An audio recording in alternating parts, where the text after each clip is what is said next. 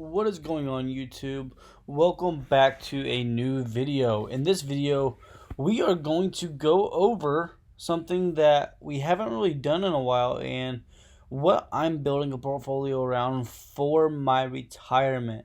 So with that being said, let's go on ahead and jump right into this video. I've been getting dirty money.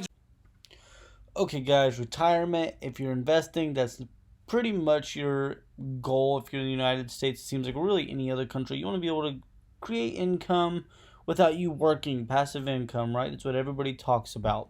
So I just want to talk about kind of the adjustments that I have been making to my portfolios. And you guys got to remember, I have multiple different accounts. So from TD Ameritrade to E-Trade to, I used to have an Interactive Brokers. I have a Robinhood account. I have a Webull account. I've got some money moving around and things like that I'm always looking at moving, and even Fidelity. So with that being said, we want to go over this right here and kind of, because I got a portfolio that we've been able to look at and be able to do some of these things. And I agree with this article quite a bit, actually, and the things that you're looking at in this is, number one, is you want to protect your downside. If you're not making any more income at all, and I've gone through periods where I'm not making income because the markets are down or something, or I'm taking a break from trading just because I need a break mentally or something like that, protecting your downside. In your long-term account, you really want to protect your downside, especially in down markets. And if you think you're coming into a recession right now, I would definitely be looking to protect my downside. Now, number two is balance income and growth. Now, you guys know I am mainly an income investor. I have been for pretty much my entire life of investing. You guys know I've day traded, I've swing traded. I still do a combination of pretty much everything. I sell options. I don't really buy options anymore, mainly because I just sell a lot of options. And statistically speaking, selling options makes a lot more sense. So that's what I do. But shifting your strategy and things like this that they're talking about here on Schwab, and then considering all your income sources. So I think this number two right here is the biggest one, the balance income and growth. So that's kind of what we're going to go over here. And this is something that I really like. And again, you guys can do some more research on this and what it's going to talk about. So the number one holding that I'm probably going to look at, because again, I like monthly income. So a lot of you guys can do whatever you want. I'm doing monthly income because my mortgage is going to be monthly, or my car payment is going to be monthly, or I don't really have a car payment right now. My electric bill is going to be monthly. No matter what, you're going to have electric bill unless you go solar or something like that. But still, how are you paying for the solar? So on and so forth. You always have living expenses. So that's what I wanted to cover here. I like the monthly dividends and stuff like that, or creating covered calls. So I'm just going to show you guys kind of what I created here. And we're going to start with $10,000 because that's what I always start with. And then $500. And for most people, you know what, we're going to start with $1,000. You should be able to have $1,000, and we're going to contribute $500 a month. It's $125 a week. Very doable, I think, for 99% of Americans. Get your priorities straight. If you have a $70,000 truck or car or something and you're paying $1,000 off of it, well, maybe it's time to sell that car and to start investing instead. So you guys are going to see I have some different stocks. Portfolio one is just SPY, the S&P 500. I like to use it as just what we're looking at. Number two, PTY, just 100%. That's going to give you the monthly income. There's really no growth to this one, though. That is the biggest problem. It's by PIMCO. It's an income fund. So now you're going to see we have PTY, which is going to be what I like for my safety net. I know what I'm getting out of it. I'm going to continue to reinvest those dividends. It's going to be on that drip. You guys got to get that drip going as fast as possible. The younger you are, the better you are on that drip. And especially right now, since PTY has been a lot lower than what it's been in past years, except for COVID. Now, this one is one of them that you can interchange with others. So, which is Realty Income. It's going to pay a monthly dividend as well. It's going to be a smaller dividend, but it's getting a triple net lease on all of its buildings, guys. You guys got to understand how important that is. You're not just renting something out, you are not having to take care of the property. That is a huge factor. You have no expenses on that property other than because your clients and basically your clients and your renters are taking care of all those on the triple net lease. And it's a true triple net lease. There's a difference. Look into that. Make sure you understand what I'm saying. Just Google triple net leases. It'll explain it to you. And I got that at 10% here because, again, I don't know if real estate's going to continue to go up or not here in this kind of market with interest rates and everything. So I'm not pushing. And remember, you guys can adjust these percentages over here. PTY is going to be 50% because I want 50% of my money minimum in safety, knowing I'm getting a monthly check off of it. It's going to average about 10% a year, and it's going to be able to drip right now, and it's always going to be there. It may move a little bit. It may fluctuate. Again, this is where dollar cost averaging is going to come in. So the next one, I have it 10%. I would like for this one to be more if we get a true housing market crash. I don't know if we're going to get it. Everybody was saying that. I was even thinking that it was going to happen. I don't know if we're going to get it. Now, I would like an interest rate decrease so I can get it, so I can buy another house. I don't know if that's going to happen. So again, we're leaving this at 10%, and we can fluctuate and play with these numbers. The next one is going to be TQQQ. Why am I doing this? Well, because this is a leveraged growth ETF, basically. This is going to be the NASDAQ, and this one's going to be a little bit riskier, but if the market is doing good, it's going to exponentially go up 3 times more than the market.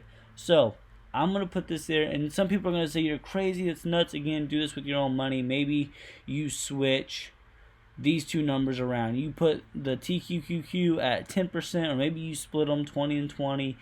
This is what I would like to do, because on this TQQQ, what you're going to do is you're going to run covered calls on it as well. I already do this currently with some TQQQ. Love it, and it works out well. So, as you guys are going to see instantly, my balance on the long-term one, which is what I named it, is $100,000 more than the SPY. Now, PTY is obviously going to be lower. Now, here's what your trade-off is. Do you want this balance to be higher? Or do you want your income to be higher?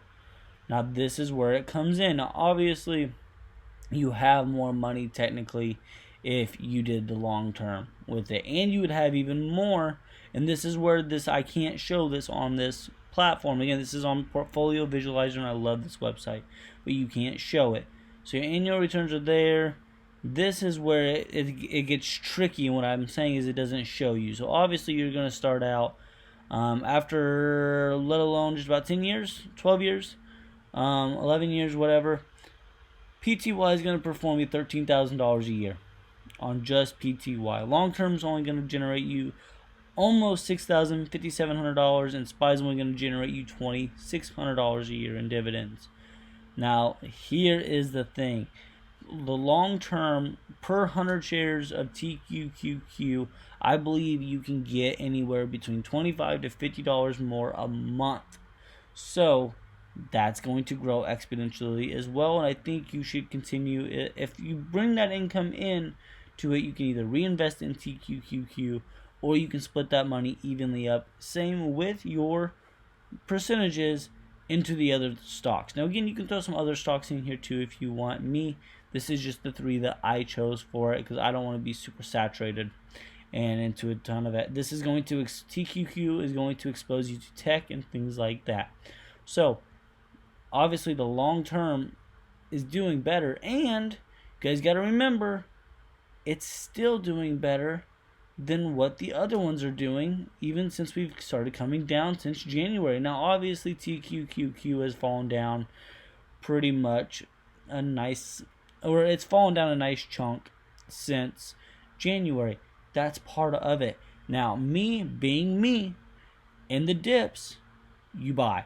I buy on red days, guys, just so you know. When everybody else is starting to panic and like, oh my God, the market's going down, this is the crash, that's when I'm picking up shares. That's when I want to be buying. And hundreds, like literally chunks of 100 shares, those are the days that I'm buying. Now, sometimes I won't buy a stock for 2-3 weeks, maybe a month, and I save up all that, then I instantly go buy on a really bad red day. I'm spending all my money, going back to zero in cash. That has been pretty much my strategy for the longest time. Again, I want to just show you guys the difference here on how you can play with these numbers. So we can go to 20, and maybe no, let's not do that, obviously, because it's 40, it's 90. Let's give PTY more. We want more of our money in safety. You got to remember, that's going to bring up your dividend income as well. You see it here. And the chart's going to look pretty much very similar here. Now, but here, look at this now. All of a sudden, you're getting some more income. You almost jumped up. Oh, wow. No, you jumped up a couple grand there in income for 2022. 2023 isn't even here yet. We can actually go up here and include this year, I believe, if I'm not mistaken. Start period, year date. Let's go to 2023, and we'll just put this in here. Analyze portfolio. And again, guys, this is all stuff that you can manipulate. Look at other stocks that you want to do. There's other stocks that pay monthly dividends as well. Go and look at them. It's not going to show 2022, but obviously it'll show updated to right now, 199. So long term is still performing. And again, maybe you are the most conservative person out there, and you don't want to do anything like this. Maybe you want to do the 80-20 rule. Now, there's a lot of people out there that do this. There's nothing wrong with that. So what I'm actually going to do is I'm going to split PTY and O up a little bit more. I'm going to keep 20 at TQQQ, and we're going to go, no, it's 70. 80-20 rule is what people, or 70-30. Now again, me, I'm probably more 70-30 or 75-25 personally. So maybe what I would be looking to do is I'm still looking for 60% here. Like I said before, 10% here puts me at 70. And again, I'm young. I can risk it still. I'm getting older. I know. I hear you guys. I hear everybody. But that's going to give me more room to get more income coming in. And that's going to give me that 67. Now me, if I didn't want to be part of real estate, actually, I'm going to get rid of this. And I'm actually going to jump this up to 75. Or 70-30. Again, this is just me. You guys are going to see the income is staying pretty much the same. But you guys are also forgetting on TQQQ, and this is something I don't think that they have on here. It's down right now. That's why I've been buying it, guys. I think, yeah, I made 5.78% on it today. And I'm actually up, I think, like 10.5% since I bought more of it the other day. I've been buying it on the lows. Now, options. Now, this is something that not everybody remembers. These are calls, guys. And it's not going to show the percentage out of the money that you are. But I guarantee you, if I go to, I want to go a month out on these. So I'm going to, let's go February 24th at least. I know it's further than that. I understand. And I don't want to be in the money. I want to be out here. And this is going to give me a 1, 2, 3, $4, $5 range. So make a minimum of another $500 off this. I can make another $56 per month guaranteed off of this one. I can do that. And I hope it continues to run up so I can sell, or I can basically, buy that option back. I'll take the little bit of loss on that maybe and continue to watch this stock run up until it has a bad week or a bad month or things like that. And guys, another thing I might do is I may sell a put on here to collect some money down here at $40, and if it hits 18, I'm buying this stock again. Guys, another way to create income on things that you're going to buy either way, or you're looking to buy on big dips. That's what you should be looking to do. That's where you're going to get more of this income and growth. Learn how to sell options. You don't always have to do it. Put your money in PTY and let it sit. But covered calls is another great strategy that you can do. There's other stocks like JEPI. But I hope this explained just an example of what you can be doing and the ideas that other people are doing. So with that being said, guys, thank you guys all for watching, and I will see you guys in the next video.